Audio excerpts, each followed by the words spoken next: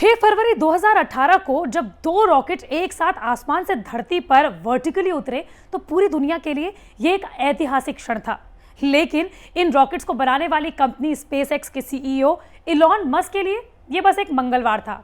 और कुछ ऐसा ही हुआ जब उन्हें हाल ही में ब्लूमबर्ग की लिस्ट में, दुनिया की सबसे अमीर शख्सियतों की लिस्ट में नंबर 1 पर रखा, तो उनके लिए ये बस एक सामान्य दिन था।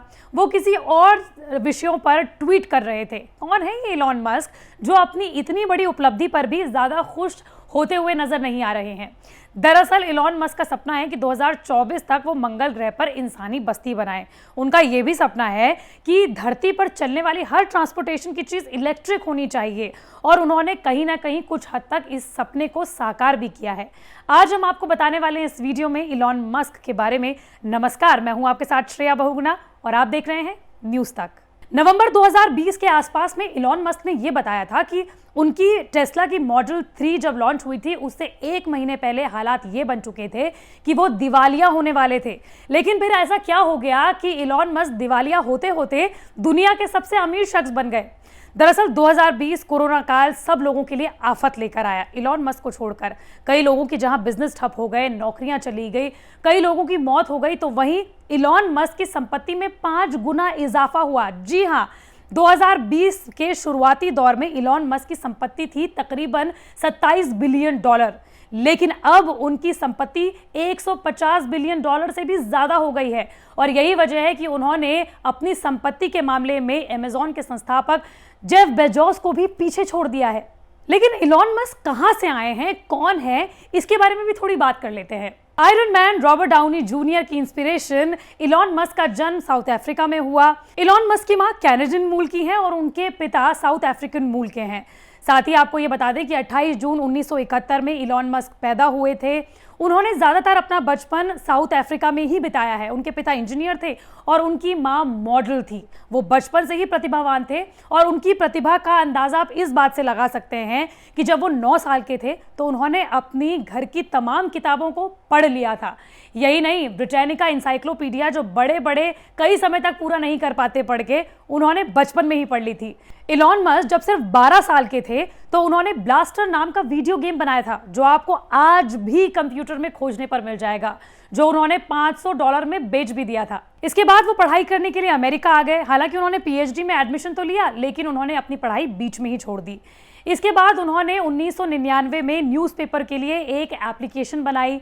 साथ ही आपको ये बता दें कि 2002 में उन्होंने स्पेसएक्स बनाया और 2004 में उन्हें टेस्ला का सीईओ बना दिया गया। इलॉन मस्क कितना आगे का सोचते हैं, इस बात का अंदाजा आप इस बात से लगा सकते हैं कि 2004 में उन्होंने एक इंटरव्यू के दौरान ही ये कह दिया था कि रॉकेट के अलावा धरती पर हर चीज जो ट्रांसपोर्टेशन के लिए यूज की जाती है वो इलेक्ट्रिक होनी चाहिए। और यही वजह है कि टेस्ला, जो कि एक इलेक्ट्रिक कार कंपनी है, वो आज इलेक्ट्रिक कार्स बनाती है और दुनिया में उसका अपना अलग नाम है। इलॉन मस्क 2024 तक मंगल ग्रह पर इंसानी बस्ती बनाना चाहते हैं और यही वजह है कि उनकी स्पेस एक्स इस पर तेजी के साथ काम भी कर रही है। लेकिन ऐसा नहीं है कि उन्होंने अपने जीवन में संघर्ष नहीं किया। बचपन में उन्हें बुली का सामना करना पड़ा और एक बार जब वो स्कूल में थे तो उन्हें इतनी मार अपने आसपास के बच्चों से पड़ी कि उन्हें हॉस्पिटल एडमिट कराना पड़ा। लेकिन अब उनके प्रोफेशनल करियर के बारे में बात करें तो 2008 में उन्हें काफ़ी ज़्यादा आर्थिक संकट का सामना करना पड़ा और 2020 में भी कुछ इसी तरह की स्थिति कोरोना काल में आई, और जिस वजह से उन्होंने लॉकडाउन के 2 महीने बाद ही अपनी कंपनी को खोलने का फैसला लिया। इलॉन मस्क अपने सोशल मीडिया अकाउंट पर अलग अलग तरीके के और कभी कभी अजीबोगरीब ट्वीट्स करने के लिए भी जाने जाते हैं। कभी कभी तो उनके ट्वीट्स पर इतनी आपत्ति हो जाती है कि उन्हें खुद इस पर माफी मांगनी पड़ती है। हालांकि उनके जो भी विचार होते हैं वो सोशल मीडिया पर खुलकर रखते हैं। आप उदाहरण के तौर पर इसे इस तरीके से समझ सकते हैं कि भी हाल ही में व्हाट्सएप अपनी एक पॉलिसी लेकर आया, जिसे अगर आप एक्सेप्ट करते हैं तो ठीक, अगर आप इसे डिनाई करते हैं तो आपको व्हाट्सएप से हटना पड़ेगा। और इसी दौर में इलॉन मस्क ने सिर्फ इतना ट्वीट किया कि यूज सिग्नल, यानी कि अगर व्हाट्सएप अपनी किसी तरह की पॉलिसी लेकर आता है जिससे वो अपने ग्राहकों को या यूजर्स को ये कहता है कि अगर वो ये पॉलिसी एक्सेप्ट नहीं करते हैं तो व्हाट्सएप से हट जाइए, तो लोगों को दूसरे ऐप्स का रुख करना चाहिए। हालांकि जानकार ये भी मानते हैं कि इलॉन मस्क की सबसे अमीर शख्सियत बनने की सबसे बड़ी वजह रही अमेज़न के संस्थापक जेफ बेजोस का तलाक। हालांकि इलॉन मस्क काम करने के लिए भी बहुत आसान व्यक्ति नहीं माने जाते हैं। इलॉन मस्क पूरे हफ्ते में 80 घंटे काम करते हैं और वो चाहते हैं कि उनके साथ जितने भी लोग काम कर रहे हैं वो भी उनके साथ इतने ही वक्त तक काम करें।